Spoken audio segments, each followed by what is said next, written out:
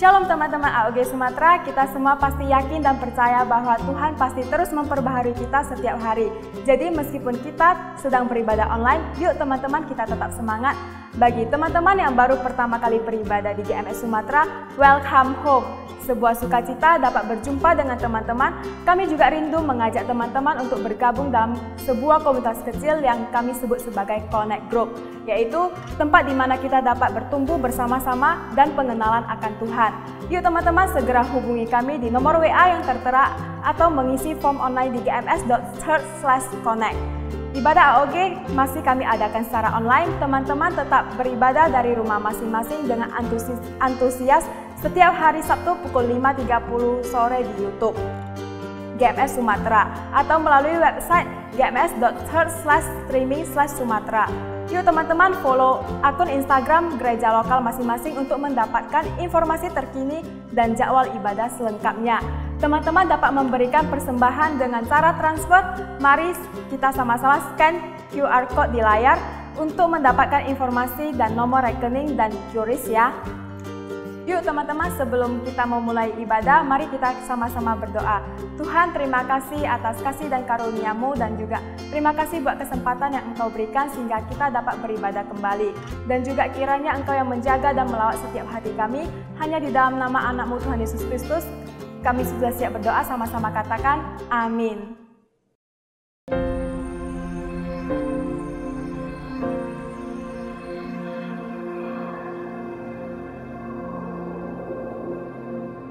Orang yang suka memuji akan kuat roh doanya.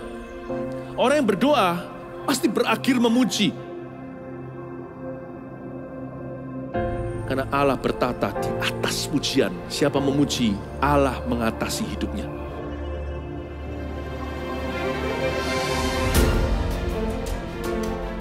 The Year of Praise, tahun pujian menjadi sebuah petualangan yang tiada dua.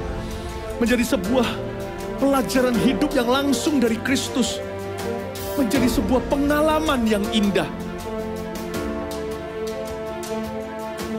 Waktu kita memuji Tuhan, seluruh kerajaan itu berdiri di sampingmu. Waktu kita memuji seluruh kerajaan Allah, dan kereta-keretanya yang tidak kelihatan berkuda dan berapi-api itu berada di kanan kiri. Semakin fisik kita lemah, roh kita semakin memuji Tuhan. Semakin jasmani kita terbatas, semakin rohani kita tidak boleh dibatasi.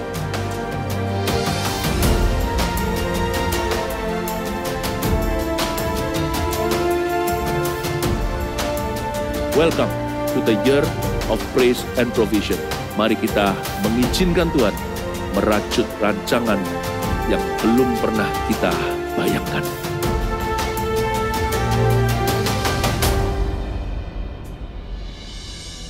Mari jemaat Tuhan, kita persiapkan hati kita untuk menyembah Tuhan. Dimanapun kalian berada saat hari ini, mari saya undang setiap daripada kita siapkan hati untuk menyembah Dia.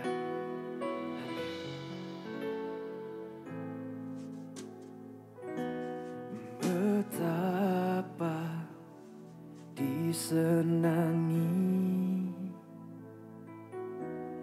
tempat kediaman-Mu,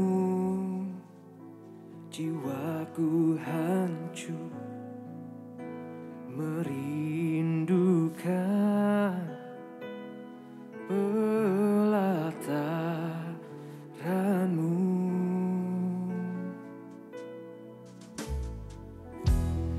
Satu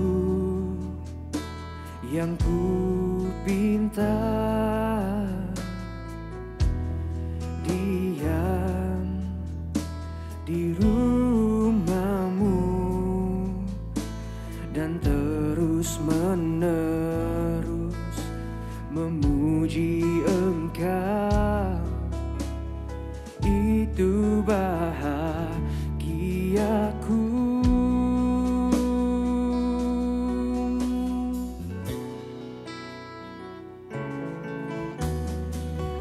Lebih baik satu hari di hadirat-Mu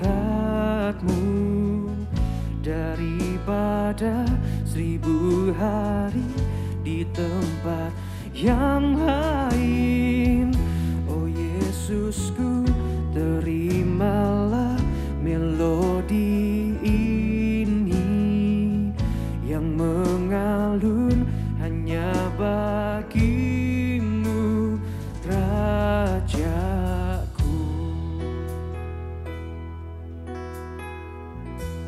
Satu yang kami minta ya Tuhan,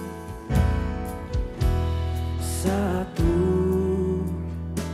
yang ku pinta,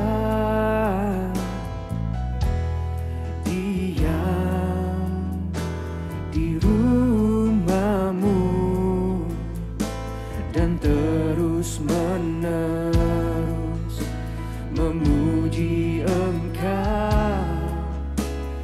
Itu bahagiaku.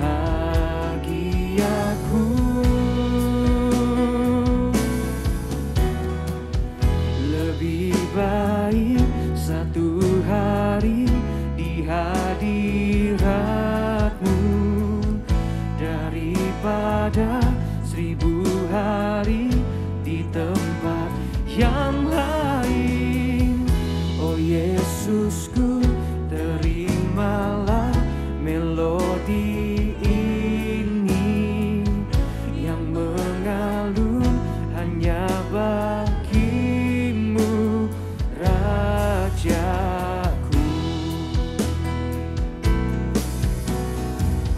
Lebih baik satu hari di hadirat-Mu daripada 1000 hari di tempat yang lain. Oh Yesusku, terimalah melodi ini yang mengalun hanya bagimu, Rajaku.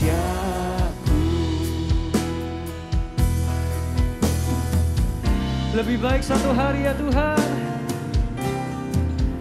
lebih baik satu hari di hadirat-Mu daripada 1000 hari di tempat yang lain. Oh Yesusku, terimalah melodi ini yang mengalun hanya bagimu, Raja. Oh, lebih baik satu hari di hadirat-Mu daripada 1000 hari di tempat yang lain. Oh Yesusku, terimalah melodi ini yang mengalun hanya bagimu, Raja. Yang mengalun hanya bagimu, Raja. Yang mengalun hanya bagimu, Rajaku.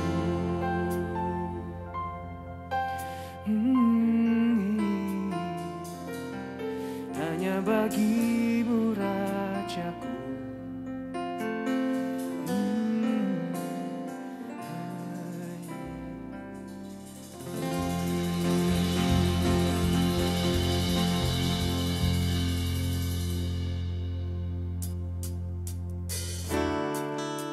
Shalom jemaat Tuhan, mari sama-sama kita naikkan pujian yang terbaik bagi Allah kita.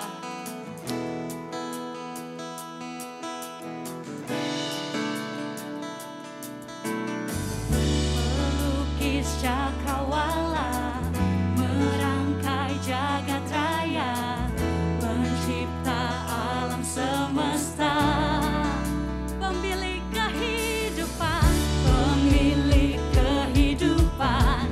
yang sanggup menyelamatkan. Dialah jalan kebenaran. Kami rindukan kuasa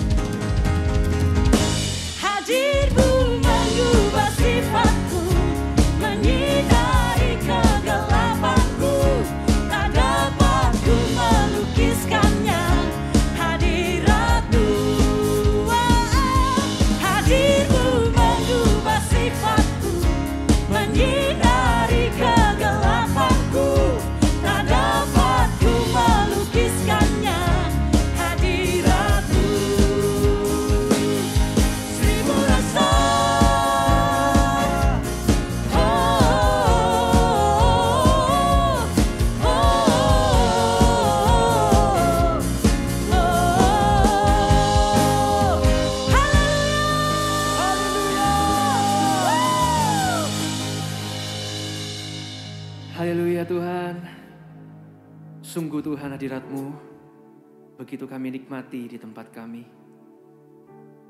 Kami siapkan hati kami ya Tuhan saat ini.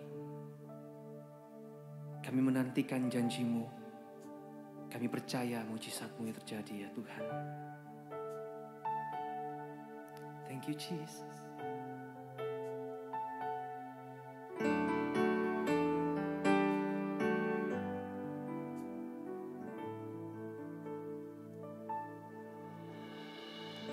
Tetap tersenyum dikala ku lemah, sebab Tuhan besertaku.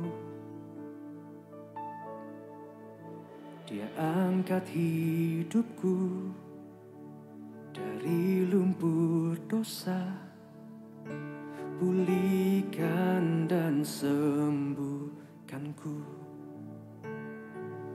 Ku percaya mujizat-Mu pasti terjadi, sebab tiada yang tak mungkin bagi-Mu. Ku percaya mujizat-Mu pasti terjadi. Engkau Tuhan tepati janji-Mu. Biar ini menjadi doa kami ya Tuhan. Kami mau katakan, tetap tersenyum dikala ku lemah, sebab Tuhan besertaku. Kau angkat hidup kami ya Tuhan.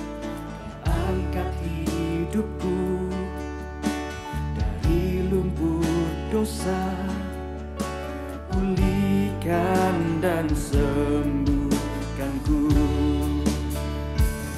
Ku percaya mujizat-Mu pasti terjadi, sebab tiada yang tak mungkin bagi-Mu.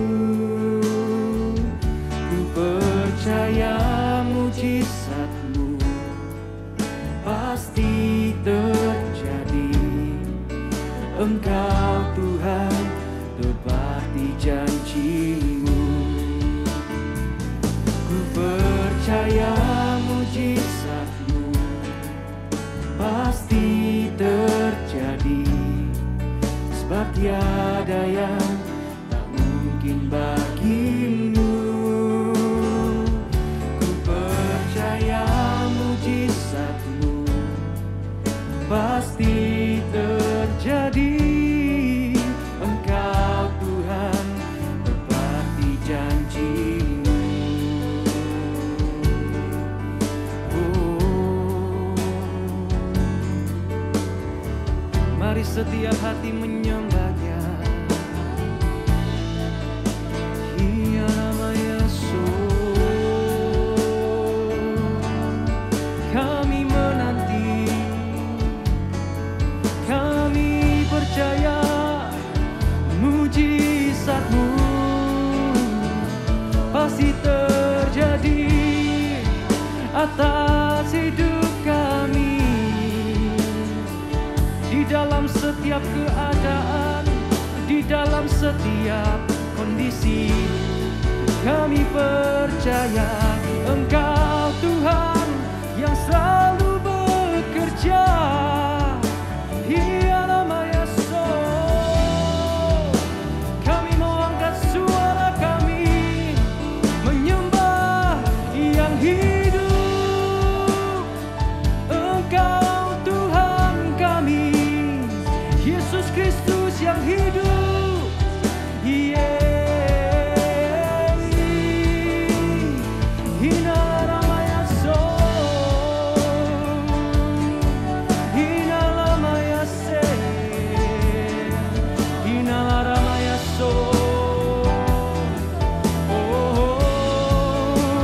Kami percaya mujizat-Mu terjadi. Kami percaya akan jadi.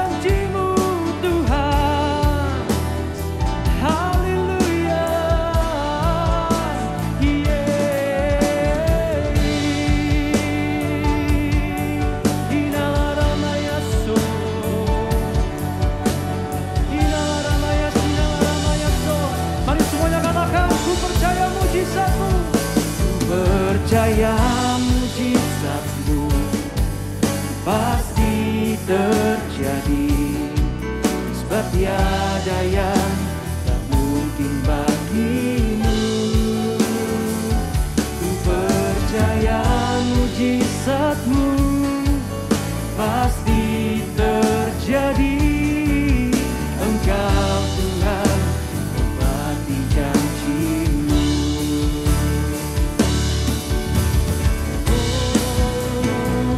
Ku percaya mujizatmu pasti terjadi.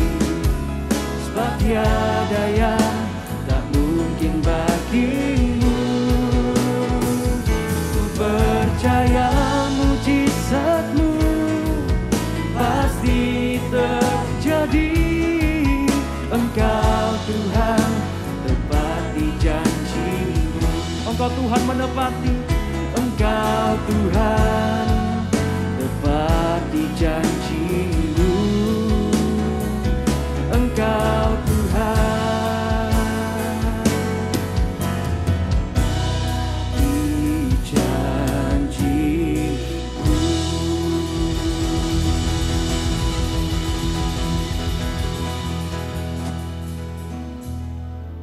Shalom jemaat Tuhan, mari kita satukan hati di dalam berdoa.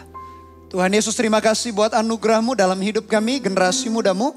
Dimanapun kami berada, kami percaya anugerah dan kebaikan Tuhan ada dalam hidup kami. Kami arahkan hati kami kepada firman-Mu, berbicara, bersabdalah ya Tuhan.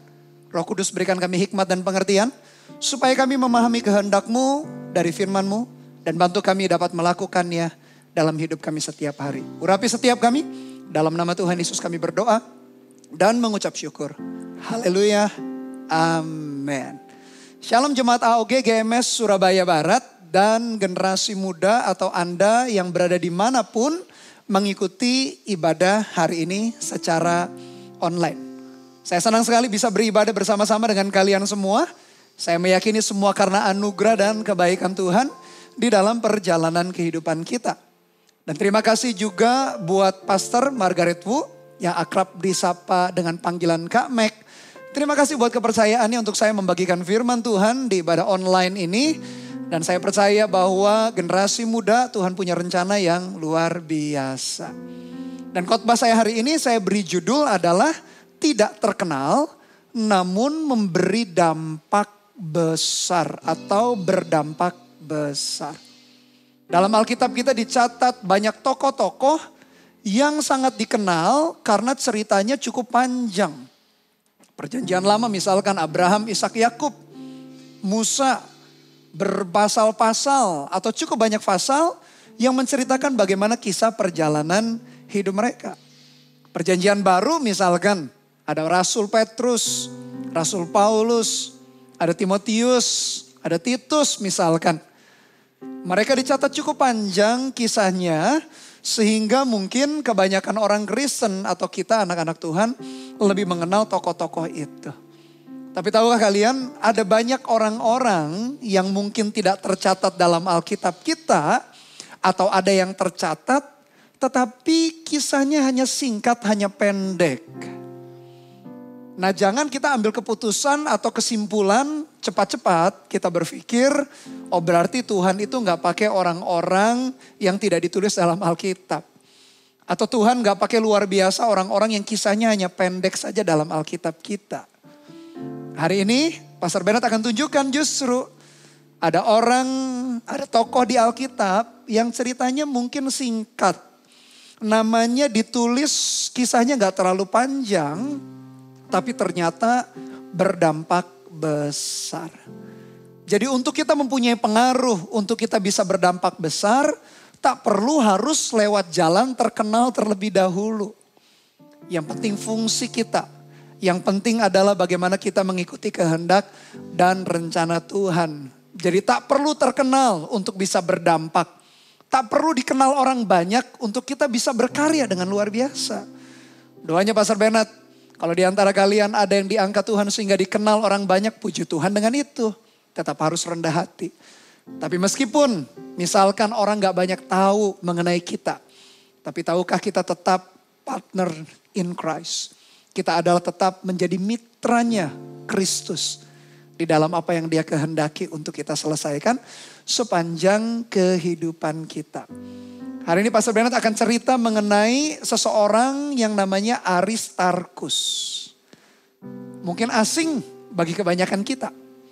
Atau mungkin sedikit sekali kita memperhatikan kisahnya. Tapi tahukah kalian, Aristarkus adalah seseorang yang berdampak besar. Siapa dia? Dia adalah rekan pelayanan daripada Rasul Paulus. Rasul hebat itu. Siapa yang tak kenal kisah Rasul Paulus? Pertobatannya saja dia langsung berjumpa dengan Tuhan. Lewat penglihatan dia melihat terang yang begitu bersinar, namun tidak menyakiti dalam perjalanannya ke Damsyik. Ada seorang partner Rasul Paulus dan sangat berdampak kehidupannya, namanya Aristarkus. Mari kita belajar biografi daripada Aristarkus sehingga kita paham mau kita dikenal, mau kita tidak dikenal. Mau kita terkenal, kurang terkenal atau tidak terkenal sama sekali, kita tidak masalah dengan itu. Yang kita kejar adalah bagaimana kita kembali menyelesaikan kehendak dan rencana Tuhan. Ada peran yang begitu penting yang Tuhan mau setiap kita sebagai generasi muda untuk kita terlibat di dalamnya. Pastor Bernard pelajari kisah hidup daripada Aristarkus. Dan ada 4 prinsip atau nilai kehidupan yang Pastor Bernard berdoa itu juga ada di dalam kehidupan kalian sebagai jemaat AOG atau generasi muda. Prinsip atau nilai kehidupan yang pertama daripada Aristarkus adalah orangnya tahan banting. Apa maksudnya tahan banting sih? Tidak manja dengan kehidupan. Orangnya tough, orangnya tangguh. Menghadapi situasi sukar dan sulit, dia tahan banting. Apakah kita termasuk generasi muda yang tahan banting atau manja? Atau kita gampang menyerah, putus asa, patah arang dalam kehidupan. Mari kita lihat kisahnya. Kenapa kita bisa menyimpulkan bahwa dia adalah orang yang tahan banting. Kisah Para Rasul 19 ayat 29. Dikatakan demikian. Seluruh kota menjadi kacau dan mereka ramai-ramai membajiri gedung kesenian serta menyeret Gaius dan Aristarkus. Keduanya orang Makedonia dan teman seperjalanan Paulus. Apa yang terjadi di kota mana sih? Itu di kota Efesus. Terjadi chaos, terjadi kekacauan, terjadi demonstrasi besar-besaran. Dan akhirnya 2 orang temannya, sahabat atau teman perjalanan Paulus yaitu Gaius dan Aristarkus keseret. Mari kita lihat apa sih sebetulnya yang terjadi dalam kisah 19 ayat 23 sampai 29. Kita lihat dulu supaya kita mempunyai gambaran apa yang sedang terjadi waktu itu di kota Efesus. Kira-kira pada waktu itu timbul huru-hara besar mengenai jalan Tuhan. Sebab ada seorang bernama Demetrius, seorang tukang perak, yang membuat kuil-kuilan Dewi Artemis dari perak. Usahanya itu mendatangkan penghasilan yang tidak sedikit bagi tukang-tukangnya. Ia mengumpulkan mereka bersama-sama dengan pekerja-pekerja lain dalam perusahaan itu dan berkata, saudara-saudara, kamu tahu bahwa kemakmuran kita adalah hasil perusahaan ini. Sekarang kamu sendiri melihat dan mendengar bagaimana Paulus bukan saja di Efesus, tetapi juga hampir di seluruh Asia telah membujuk dan menyesatkan banyak orang dengan mengatakan bahwa apa yang dibuat oleh tangan manusia bukanlah dewa. Dengan jalan demikian bukan saja perusahaan kita berada dalam bahaya untuk dihina orang, tetapi juga kuil Artemis, dewi besar itu, berada dalam bahaya akan kehilangan artinya. Dan Artemis sendiri, Artemis yang disembah oleh seluruh Asia dan seluruh dunia yang beradab, akan kehilangan kebesarannya. Perhatikan ayat 28, mendengar itu meluaplah amarah mereka, lalu mereka berteriak-teriak katanya, besarlah Artemis, dewi orang Efesus. Ayat 29, seluruh kota menjadi kacau dan mereka ramai-ramai membanjiri gedung kesenian, serta menyeret Gaius dan Aristarkus. Keduanya orang Makedonia dan teman seperjalanan Paulus. Oh ternyata kenapa terjadi chaos kekacauan? Karena berita Injil tersebar di Efesus. Akhirnya banyak orang yang percaya kepada Tuhan lewat pemberitaan Paulus dan kawan-kawan. Sehingga waktu itu Demetrius akhirnya menghasut. Singkat cerita langsung berubahlah suasana kota Efesus Yang damai, tenang, penuh aktivitas seperti biasa. Yang sekolah ya sekolah, yang bekerja ya bekerja. Yang ke pasar ya ke pasar. Tiba-tiba chaos, kacau, kerusuhan. Dan Gaius Aristarkus diseret di tengah-tengah kekacauan. Bangsa Indonesia, bangsa kita pun mengalami beberapa kali kejadian kekacauan, kerusuhan. Di beberapa kota. Penyulutnya bisa berbeda-beda, bisa bermacam-macam. Saya sih belum pernah berada di tengah-tengah kekacauan, kerusuhan yang demikian besar. Mungkin kalian pernah ngalami. Atau mungkin orang tua kalian pernah menceritakan di kota-kota tertentu. Tapi yang saya dengar, yang saya perhatikan daripada cerita-cerita orang-orang yang betul-betul berada di tengah-tengah kekacauan, kerusuhan. Apalagi sudah anarkis, apalagi sudah lakukan pembakaran, penjarahan. Bahkan mengarah kekerasan. Dari cerita mereka saya bisa membayangkan suasana yang mengerikan karena bisa mengancam nyawa. Saya bayangkan dua orang namanya Gaius dan Aristarkus pun. Mereka diseret dan masuk dalam suasana yang tidak menyenangkan. Siapa sih mau di tengah-tengah suasana kacau? Siapa sih mau di tengah-tengah suasana demonstrasi? Di tengah-tengah suasana yang tidak enak? Pasti tidak seorang pun juga mau di tengah-tengah suasana yang demikian. Dan mereka diseret dua orang ini, Gaius dan Aristarkus. Diseret bukan karena kesalahan kejahatan mereka. Mereka sedang memberitakan Injil, kabar baik. Mereka sedang melakukan pekerjaan Tuhan. Kalau kita diseret di tengah-tengah kekacauan karena kejahatan kita. Atau karena kita dihakimi, diadili karena kejahatan kita. Atau sesuatu yang merusak orang lain. Ya sudah sewajarnya kita perlu menanggungnya. Tapi kalau kita diseret, kalau kita berada di tengah-tengah sesuatu yang akhirnya kita diadili, dihakimi bukan karena kesalahan kita, tetapi justru karena kita melakukan kehendak Tuhan. Justru di situ kita akan melihat bahwa Tuhan itu gak pernah tinggalkan kita. Jadi jangan takut teman-teman. Asalkan kita takut dan gentar akan Tuhan. Asalkan kita saleh. Asalkan kita hidup seturut rencana dan kehendak Tuhan. Masalah itu juga pasti datang dalam hidup kita. Karena masalah bukan hanya dialami oleh orang-orang yang tidak kenal Tuhan. Orang yang kenal Tuhan pun. Orang yang cinta Tuhan pun. Kalian yang mengasihi Tuhan rutin rajin ibadah online seperti ini. CG Connect Group. Baca Alkitab pelayanan kita pun gak sepi daripada masalah kan. Gak usah jauh-jauh. Pandemi COVID-19 ini aja semua orang langsung mengalami penderitaan atau tantangan atau sengsaranya, perjuangan yang gak mudah. Bukan hanya orang non-Kristen, orang Kristen pun. Bahkan yang Pastor Bernard lihat dan dengar, bahkan sahabat atau jemaat yang dekat, orang tuanya bisa meninggal karena COVID. Atau keluarganya meninggal karena COVID. Padahal orang Kristen juga. Jadi orang Kristen pun tak kebal daripada masalah. Cuman kita lihat dulu ini masalahnya datang dari mana. Kalau masalah datang dari kejahatan, dosa, pemberontakan, pelanggaran kita, ya gak ada cara lain bertobat. Tapi kalau masalah tantangan itu terjadi justru ketika kita melakukan kehendak dan rencana Tuhan, jangan takut dan khawatir. Karena kita sedang berjalan di dalam rencana Tuhan yang tepat dan yang sempurna. Kalau itu yang terjadi, jangan bersungut-sungut tapi kuatkan kepercayaan kita kepada Tuhan. Gaius dan Aristarkus. Dua orang teman seperjalanan Paulus tiba-tiba diseret, kondisinya tidak enak. Bahkan di ayat-ayat berikutnya dikatakan seluruh penduduk kota Efesus berteriak 2 jam. Berteriak besarlah Dewi Artemis 2 jam. Bayangin mereka begitu fanatik sekali dengan Dewi yang mereka sembah sehingga mereka gak bisa diajak ngobrol. Bisa bayangkan kekacauan yang terjadi.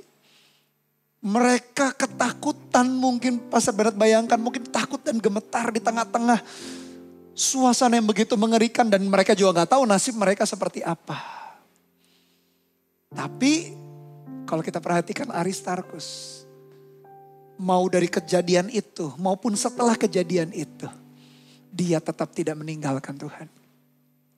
Dia tetap bersama dengan Rasul Paulus melayani. Bahkan nanti kita lihat, sangat indah sekali Aristarkus melayani sampai akhirnya hidup Rasul Paulus bahkan.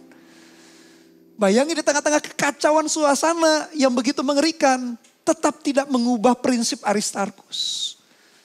Ternyata dia adalah orang yang tadi apa? Tahan banting, tidak manja. Ayo generasi muda. Jangan mudah putus asa. Jangan manja dengan apa yang kita lalui dalam hidup.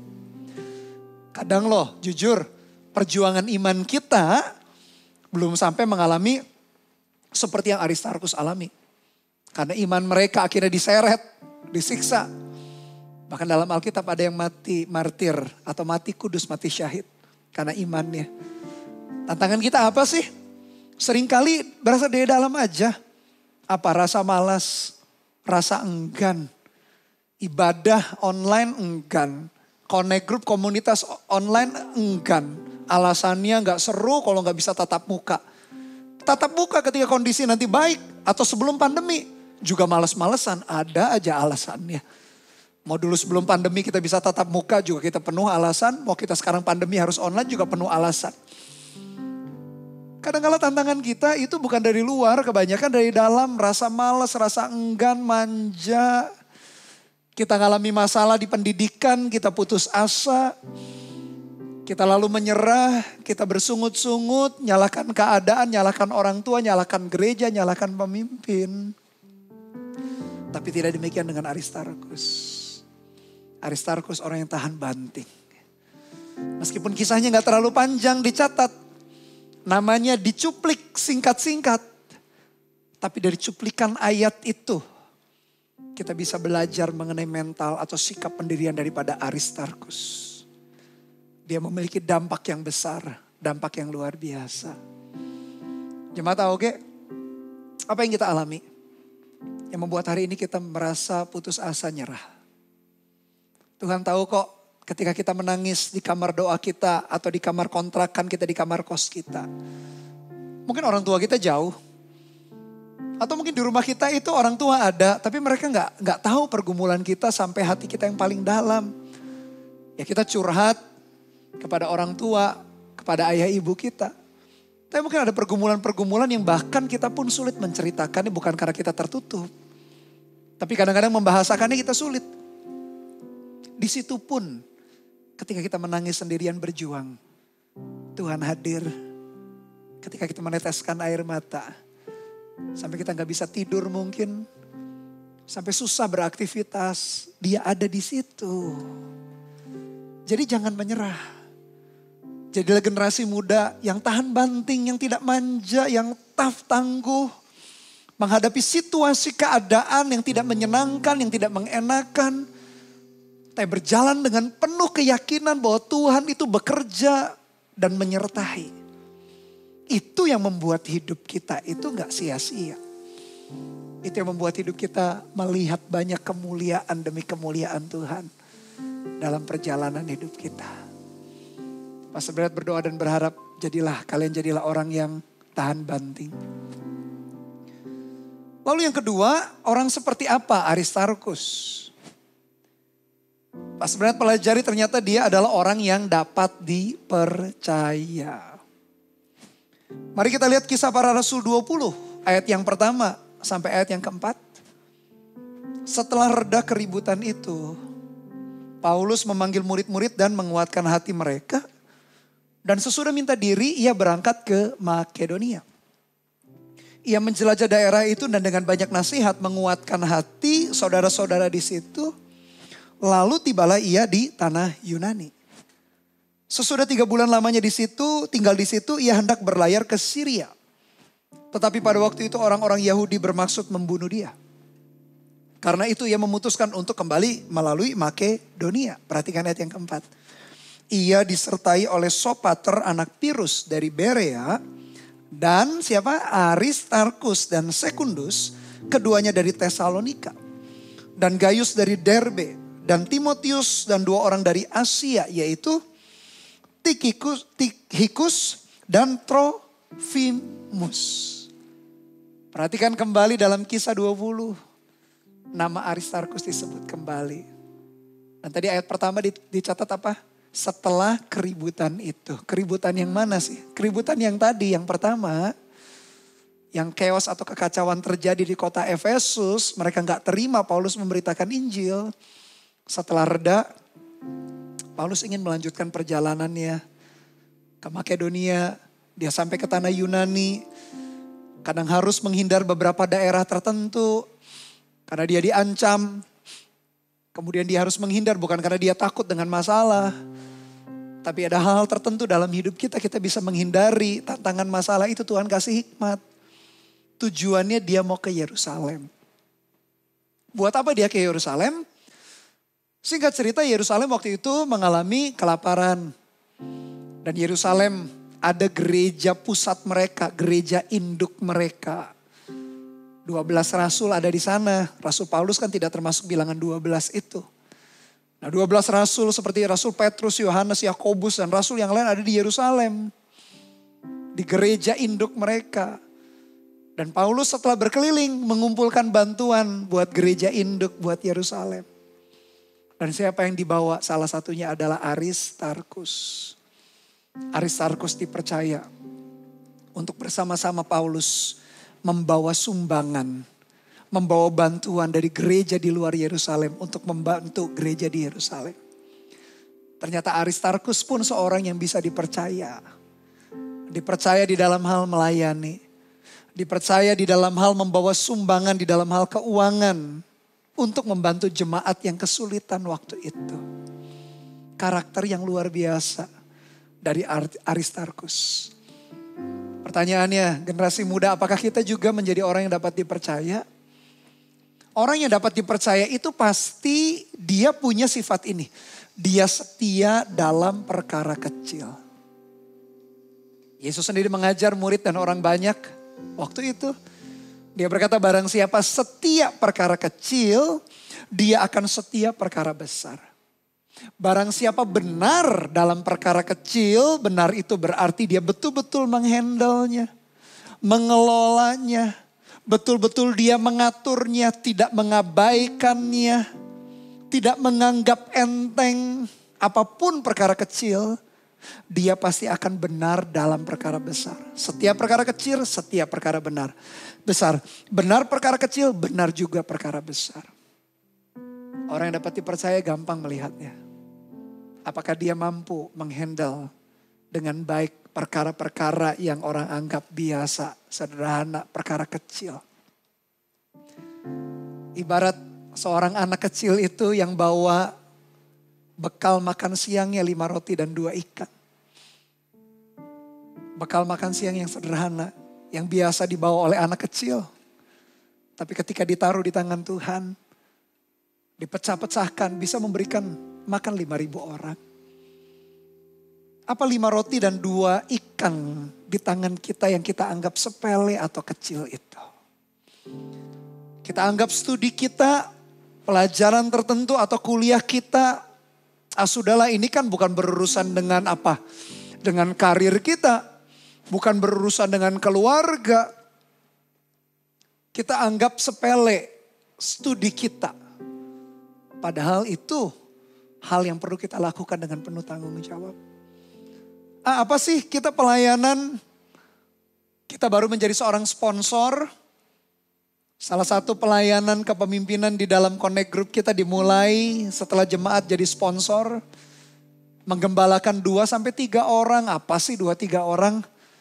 Nanti kalau saya dipercayakan 20, 30, 50, 100 ribu orang baru sungguh-sungguh omong kosong. Kalau kita tidak mampu menghandle 2-3 orang itu, mendoakan mereka, menguatkan mereka, menasihati. Kalau mereka down kita ajak kembali untuk mereka kuat. Kalau kita tidak mampu menghandle atau bukan nggak mampu, nggak mau lebih tepatnya menghandle. Tidak mungkin kita bisa menghandle orang yang jauh lebih banyak. Apa sumber daya yang Tuhan taruh di tangan kita? Apa 5 roti 2 ikan di tangan kita? Melambangkan sesuatu yang kecil, yang sederhana.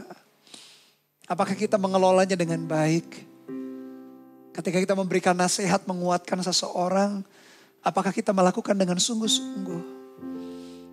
Saya ingat ketika saya bertobat kelas 3 SMA, lalu awal kuliah mulai melayani, dipercayakan juga menjadi seorang pemimpin CG. Saya gembalakan 8-10 orang. Lalu karena setia menggembalakan mereka, Kadang menjemput mereka karena beberapa dari mereka gak punya transportasi. Dan Tuhan tumbuhkan. Sehingga rata-rata hampir selalu 30, 40 bahkan 50 orang ketika saya menjadi seorang pemimpin CG atau CG leader, CGL. Tidak heran Tuhan akhirnya mempercayakan setelah itu ratusan orang bahkan sekarang ribuan orang. Orang yang dapat dipercaya itu selalu punya sikap ini. Dia setia perkara kecil. Jangan anggap remeh, jangan anggap enteng kepercayaan Tuhan. Pas saudara jadi ingat kisah Daud. Dikatakan dia menggembalakan kambing domba ayahnya. Yang jumlahnya gak seberapa, Alkitab kita mencatat jumlahnya cuma 2-3 ekor. 2-3 itu artinya jumlah yang sedikit saja. Bukan kambing domba yang ratusan ribuan. Mungkin kalau dibandingkan dengan siapa? Kalau Ayub misalnya dia punya harta sekian ribu kambing domba begitu. Jauh dengan Daud. Daud dipercayakan cuma 2-3 ekor domba, kambing domba.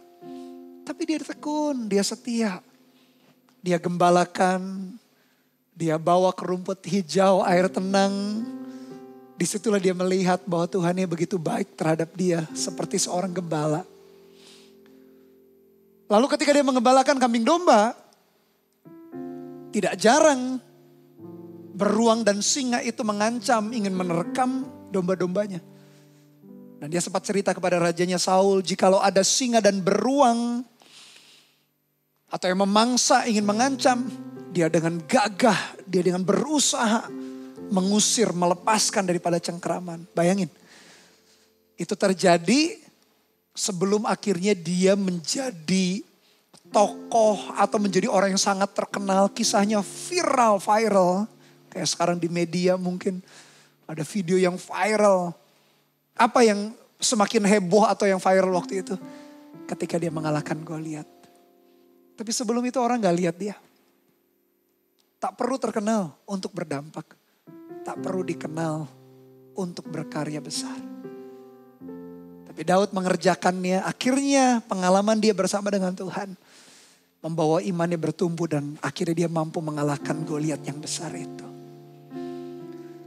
Saya yakin hampir daripada kalian semua punya mimpi untuk dipakai Tuhan. Sesuai dengan minat, bakat, profesi satu saat yang kalian akan kembangkan jadi dokter, insinyur, arsitek. Apapun itu pekerjaan yang kau mimpikan. Pasti ingin sukses, berhasil di dalam tanggung jawab yang besar kan. Tapi tahukah, perjalanan itu tidak hanya dimulai ketika lulus sekolah, lulus kuliah, enggak. Dimulai dari sekarang. Ketika engkau berjalan menapaki perjalanan bersama dengan Tuhan, apakah didapati engkau menjadi orang yang dapat dipercaya? Aristarkus dia dapat dipercaya. Dia terus mengiringi pelayanan Paulus, Rasul Paulus, meskipun barusan beberapa minggu yang lalu dia diseret di tengah-tengah kota Efesus tadi. Dia tetap dipercaya untuk membawa sumbangan.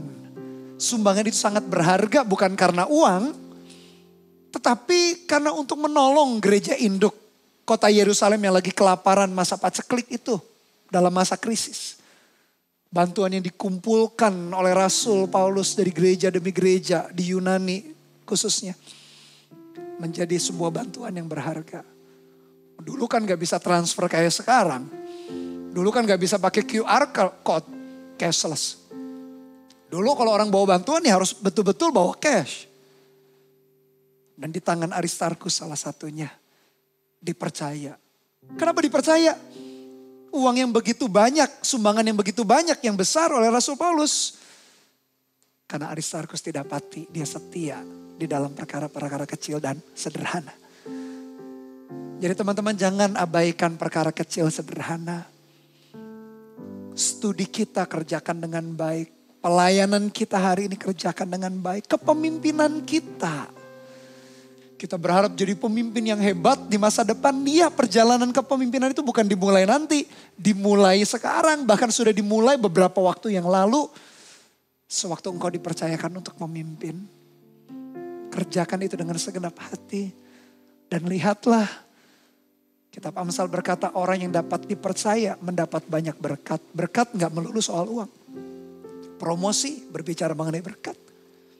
Pengaruh kepercayaan yang diberikan orang berbicara mengenai berkat. Semakin luas apa yang Tuhan mau lakukan lewat hidup kita, itu juga berbicara mengenai blessing atau berkat. Biar kalian jadi jemaat AOG generasi muda yang dipenuhi berkat Tuhan yang melimpah. Karena dapat dipercaya. Kualitas yang ketiga yang dimiliki oleh Aristarkus, dia adalah orang yang setia sampai akhir. Kitab Amsal adalah kitab hikmat. Kitab Amsal adalah kitabnya para raja atau calon raja. Raja-raja atau calon raja kalau mau berhikmat harus baca kitab Amsal. Mungkin sekarang kita jarang sekali mendapati raja. Karena bentuk negara di dunia hampir semua jadinya negara-negara yang betul-betul bukan lagi kerajaan. Meskipun ada beberapa yang tetap mempertahankan kerajaan. Tapi raja juga istilah hari ini adalah berbicara mengenai orang yang betul-betul mahir atau berkuasa atau menguasai bidang tertentu. Jadi kalau kalian ingin mahir menguasai di bidang tertentu, bacalah kitab Amsal. Amsal berisi hikmat.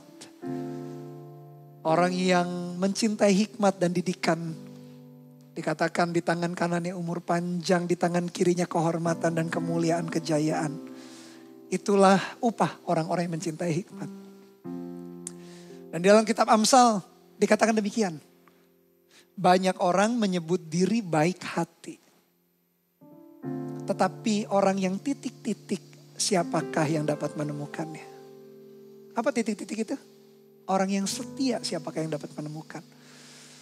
Orang baik hati 1-2 kali, 1-2 bulan, 1-2 tahun banyak. Orang yang cinta Tuhan semangat ketika mereka kuliah, ketika mereka masih sekolah, student, SMP, SMA banyak. Tapi setelah lulus kuliah, setelah bekerja, setelah menikah, punya anak sampai tua, tetap setia. Makin jarang. Kesetiaan menunjukkan jangka panjang, bukan hanya short term tapi long term. Dan Aristarkus adalah orang yang bahkan dia setia sampai akhir. Mari kita lihat kisah 27 ayat pertama sampai kedua. Setelah diputuskan bahwa kami akan berlayar ke Italia, maka Paulus dan beberapa orang tahanan lain diserahkan kepada seorang perwira yang bernama Julius dari pasukan Kaisar. Ayat yang kedua, kami naik ke sebuah kapal dari Adramyttium yang akan berangkat ke pelabuhan-pelabuhan di sepanjang pantai Asia. Lalu kami bertolak. Perhatikan kalimat berikutnya. Aristarkus seorang Makedonia dari Tesalonika menyertai kami. Kisah 27 adalah 2 pasal terakhir. Karena kisah para rasul diakhiri kisah para rasul pasal 28. Jadi kisah 27 yang tadi Pastor Bernard bacakan itu mendekati akhir-akhir perjalanan Rasul Paulus sebetulnya. Kondisi berubah, bukan hati Rasul Paulus berubah. Tapi Tuhan membawa demikian rupa. Dan kapal itu betul-betul membawa Rasul Paulus menjadi seorang tahanan ke wilayah Romawi. Waktu itu Paulus akhirnya menjadi tahanan. Kenapa Paulus ditahan? Bukan karena kejahatan dia, bukan karena pemberontakan dia. Dia ditahan karena memberitakan Injil. Dihasut oleh orang Yahudi mau memenjarakan dia naik banding kepada Kaisar. Oleh sebab itulah dia harus dibawa ke daerah atau ke kerajaan Kaisaran Romawi. Kondisi dia, Paulus waktu itu sudah menjadi tahanan. Kondisi yang gak mudah. Bisa bayangkan seorang hamba Tuhan, seorang pendeta besar, seorang rasul hebat itu. Dulunya orang bebas merdeka, sekarang menjadi orang yang ditahan. Bisa bayangkan anak-anak rohaninya. Bisa bayangkan jemaat yang digembalakan. Bisa bayangkan teman-teman seperjalanan Paulus. Mungkin di saat-saat itu ada orang yang akhirnya mungkin para Rasul Paulus sudah menjadi panutan. Sudah menjadi contoh teladan figur yang diikuti selama ini.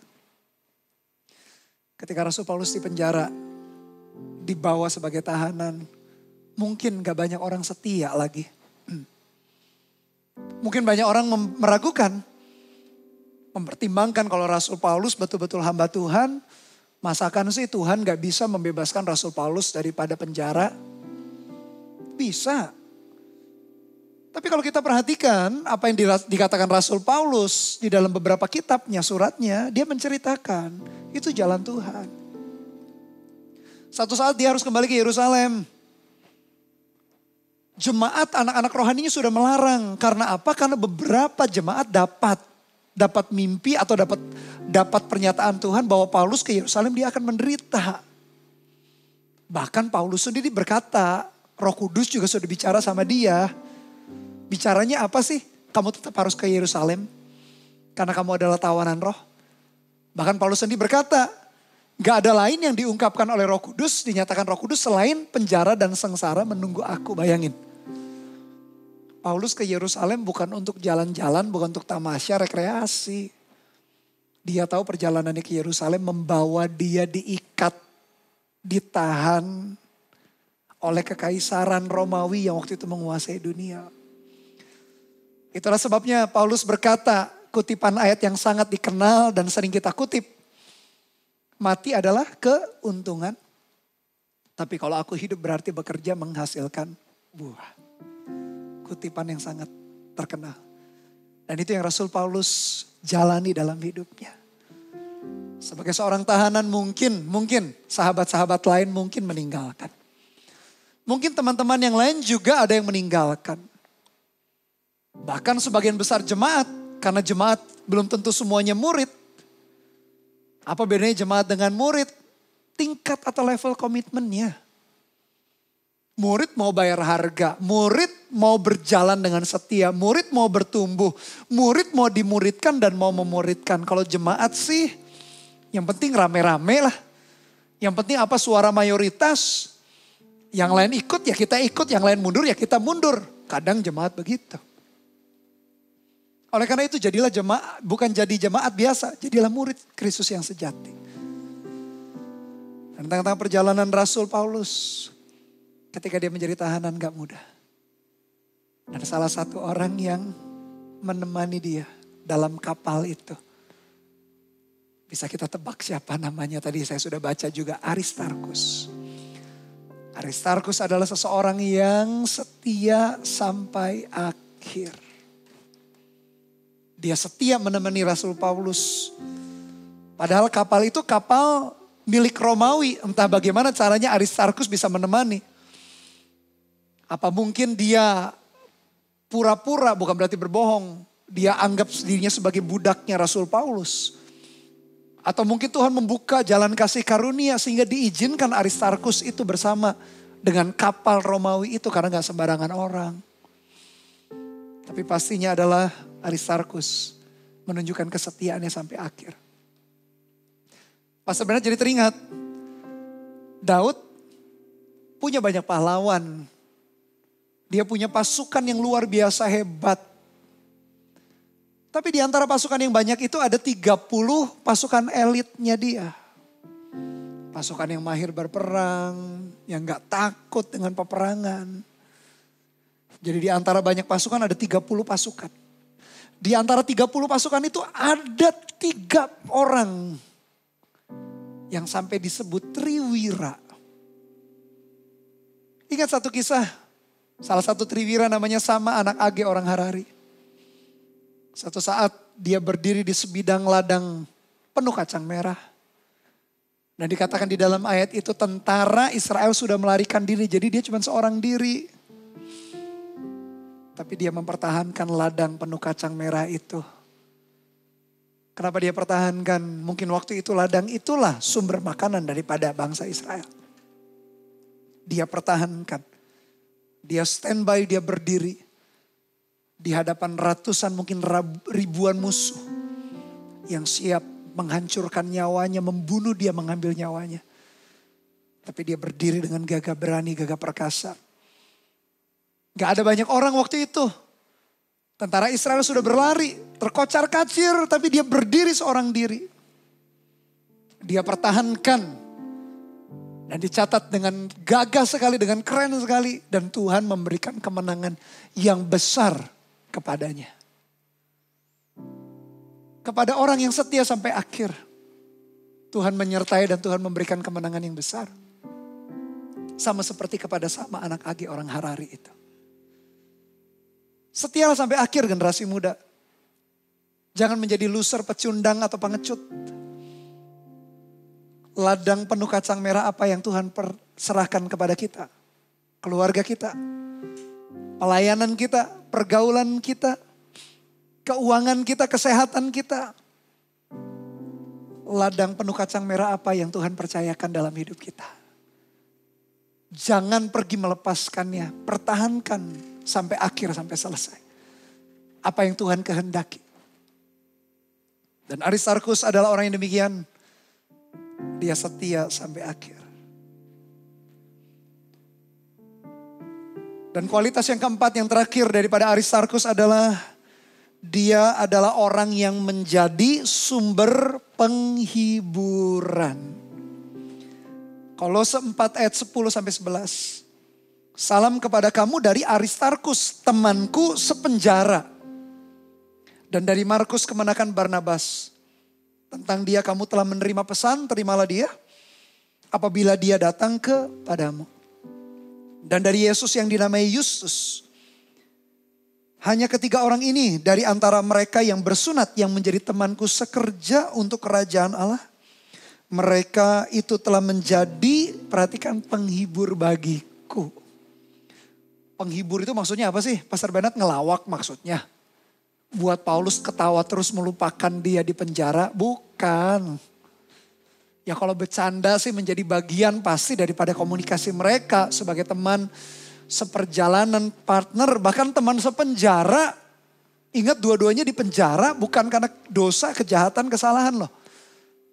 Tapi karena tugas pemberitaan Injil. Dikatakan sumber penghiburan itu menjadi penghibur. Dipakai kata Yunani paregoria. Paregoria. Artinya apa sih sumber penghiburan itu? Artinya itu bantuan yang menguatkan. Kurang hebat apa sih Rasul Paulus? Sapu tangannya aja menyembuhkan orang. Dia gak takut mengalami kematian bahkan. Ketika dinyatakan oleh Roh Kudus ke Yerusalem, penjara dan sengsara menunggu. Jemaat ingin menahan dia. Dia berkata, kenapa engkau justru membuat hatiku tawar? Aku bukan hanya saja rela dianiaya oleh Kristus. Aku juga rela mati. Bahkan keren sekali perkataan Rasul Paulus. Tapi ternyata Rasul Paulus pun menghargai. Dia pun merasakan dampak daripada orang-orang yang ada di sekeliling dia. Sehingga mengenai Aristarkus, ada 3 orang teman sepenjara, salah satunya Aristarkus, dia berkata, Aristarkus telah menjadi paregoria bagiku. Sumber penghiburan bukan hanya buat bercanda saja, atau teman rileks, teman santai ngobrol, tapi menjadi kekuatan. Apakah kita menjadi kekuatan bagi orang lain? Atau justru sebaliknya kita melemahkan orang lain? Apakah kita mengangkat hidup seseorang atau menjatuhkan, menghancurkan lewat perkataan, pikiran, tindakan kita? Tapi Pastor Bernard berdoa tentu saja generasi muda, jemaat AOG, dimanapun kalian berada, orang tua kalian dikuatkan. Kalau kalian punya sibling, saudara kandung, dikuatkan mereka. Kalau kalian punya teman sekolah, teman kampus, dikuatkan mereka. Kalau kalian punya teman di CG, dikuatkan mereka. Biarkan kalian pun jadi sumber penghiburan. Paregoria itu. Menjadi yang menguatkan mereka. Itulah sumber penghiburan.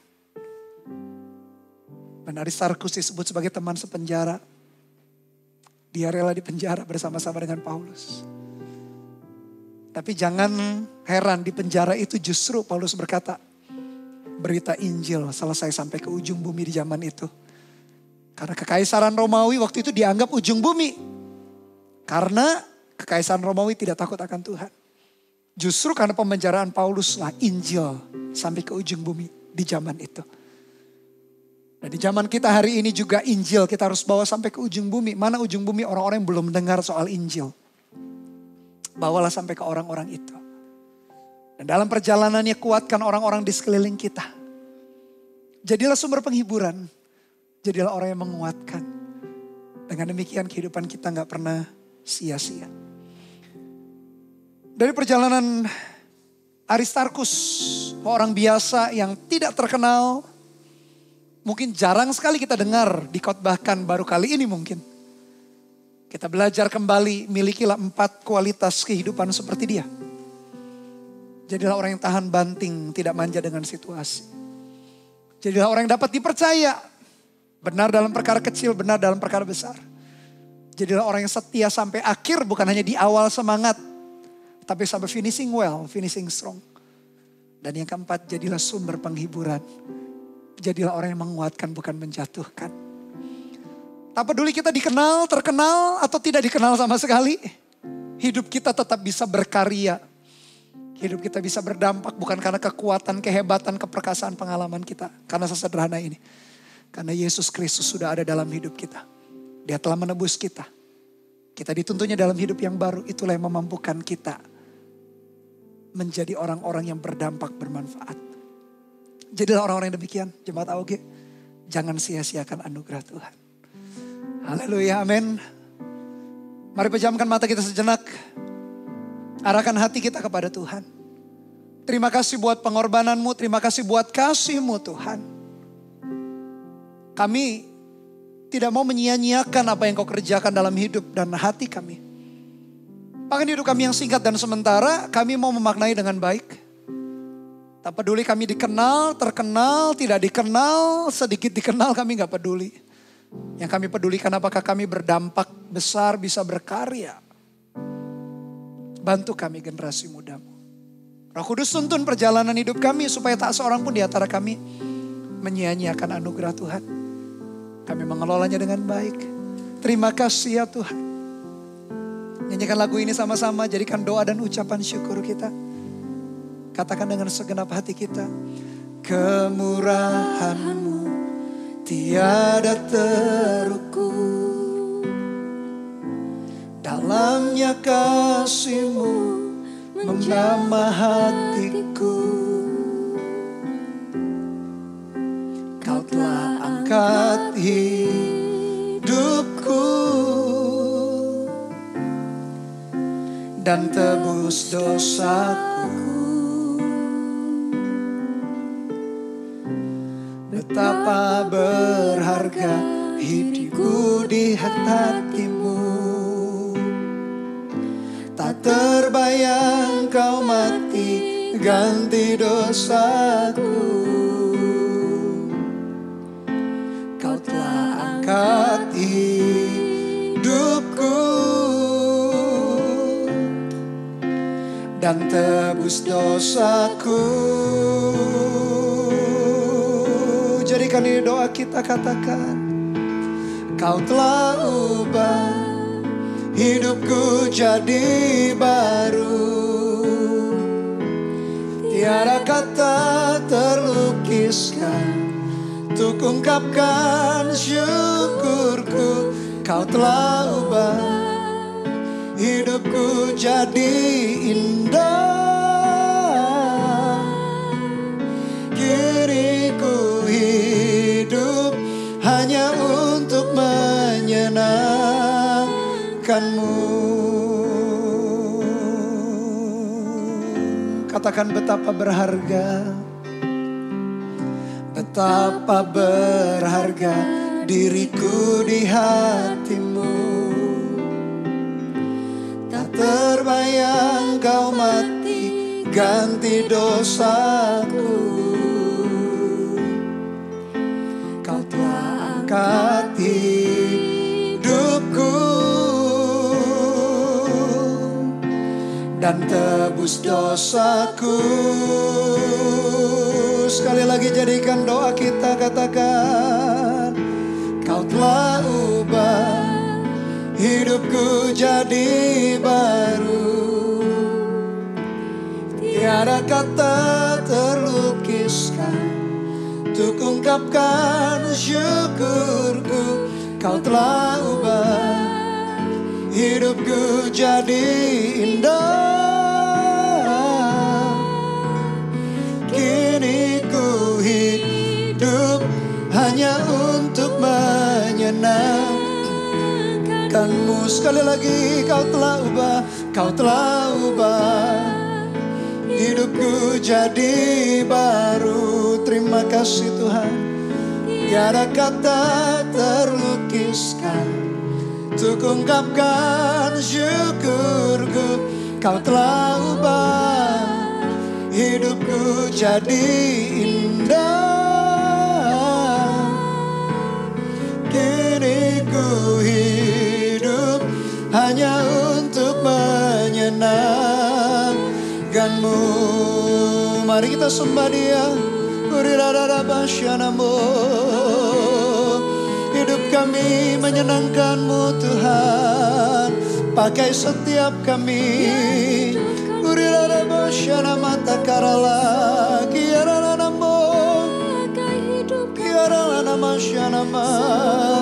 Haleluya Tuhan.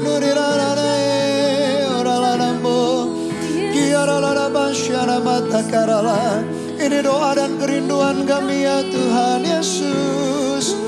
Pakai hidup kami, pakai setiap kami sebagai alat di tangan-Mu Tuhan. Mari bawa hidup kita sekali lagi di altarnya sebagai persembahan yang hidup, yang kudus dan yang berkenan. Mari bawa kehidupan kita, mari bawa masa depan kita, mari bawa setiap pergumulan kita, kekuatan kita, talenta kita ke dalam tangan-Nya. Pakai kami ya Tuhan. Oh, katakan Kau telah ubah hidupku jadi baru. Tiada kata terlukiskan untuk ungkapkan syukurku. Kau telah ubah hidupku jadi indah. Kini ku hidup hanya untuk menyenangkan-Mu. Pejamkan mata kita sejenak, jemaat AOG. Renungan firman yang baru saja kita dengar. Aristarkus meskipun tak banyak orang kenal atau kisahnya gak terlalu panjang, tapi ternyata hidupnya telah berdampak dengan sangat besar. Karena dia orang yang tahan banting, tidak manja. Orang yang dapat dipercaya. Orang yang setia sampai akhir, bukan hanya semangat di awal, dia setia sampai akhir, bahkan dia menjadi sumber penghiburan, memberikan kekuatan, mengangkat, bukan menjatuhkan. Oleh karena itu berapa banyak kalian yang berkata, Tuhan aku mau Tuhan meniru teladan yang baik daripada Aristarkus. Tak masalah tak dikenal, tak masalah tak terkenal. Tetapi yang penting hidupku berdampak, berkarya. Bahkan kita menyadari Tuhan memanggil kita untuk kita memiliki dampak yang hebat, dampak yang luar biasa. Kalau kau berkata Tuhan pakai aku, tak tunggu nanti ketika aku tua, tapi mulai sekarang, mulai hari ini Tuhan, pakai hidupku. Kalau kau berkata demikian, taruh kedua tanganmu di dadamu, izinkan Pastor Bernard berdoa. Tuhan, kau melihat setiap jemaat anak mudamu yang meletakkan tangannya di dadanya. Wujud penyerahan diri.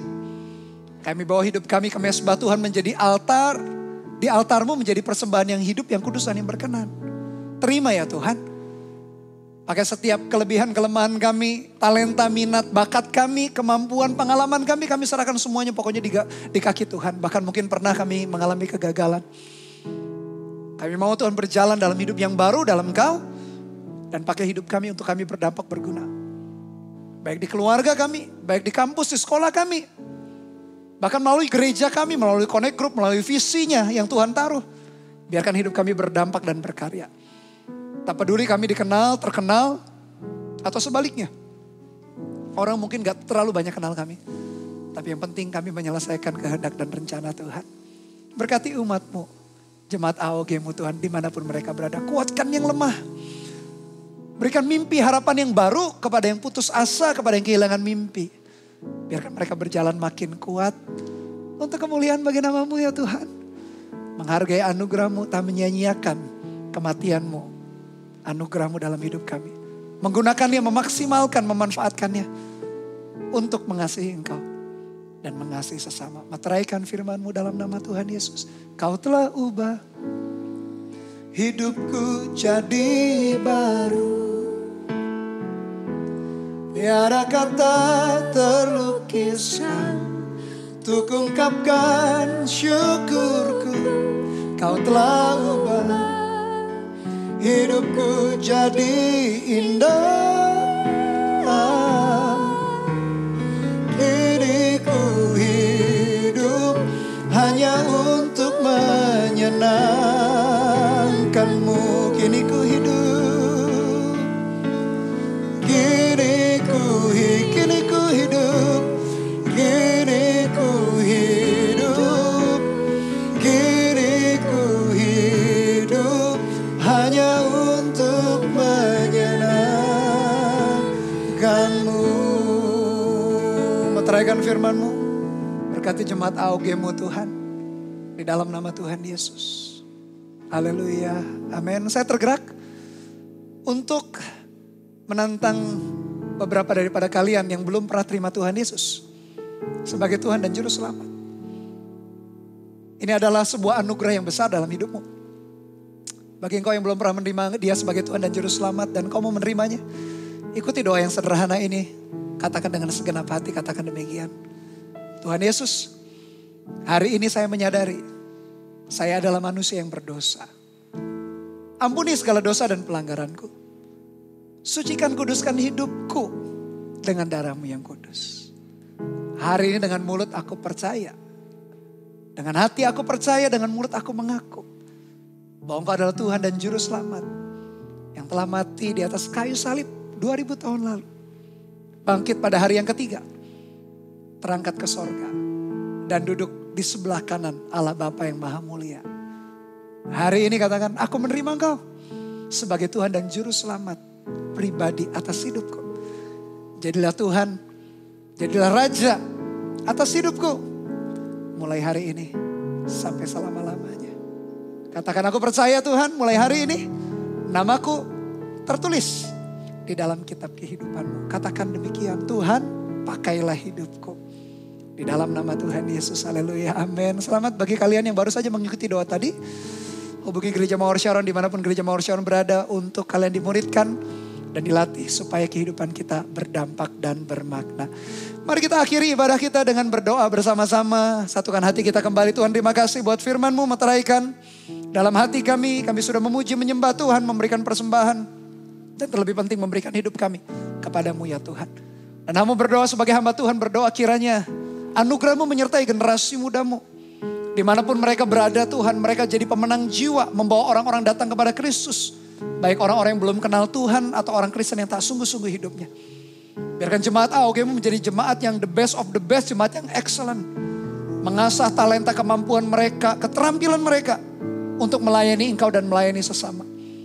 Bahkan keluarga mereka dimanapun mereka berada, keluarga mereka pun ikut diberkati karena ada anak muda yang takut akan Tuhan di dalam keluarga itu.